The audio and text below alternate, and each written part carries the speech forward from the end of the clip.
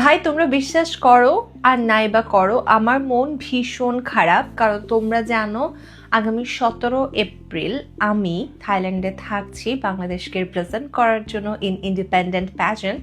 সেটার জন্য মোটেও মন খারাপ না, সেটার জন্য আমি অনেক বেশি এক্সাইটেড, নার্ভাস অ্যান্ড এতগুলো প্রিপারেশন, এতগুলো কাজ, সবকিছু বাদ দাও। এখন বলি 17 তারিখে স্পেশাল একটা কারণ আমার মন খারাপ, বিকজ আমার খুব পছন্দের একটা অর্গানাইজেশন দিয়ামণি কমিউনিকেশন 17 এপ্রিল আয়োজন করতে যাচ্ছে উদ্যোক্তাদের জন্য সারাদিন ব্যাপী একটা গেট টুগেদার, যেটা হবে মগবাজারের একটা চাইনিজ রেস্টুরেন্টে, যেখানে সার্টিফিকেট থাকবে, স্ন্যাক্স থাকবে, লাঞ্চ থাকবে। আমি যেহেতু একজন ফুডাহলিক পার্সন, সো না ফুডাহলিক না, আমার ফুডি পার্সন, ফুডাহলিক তো বলে না।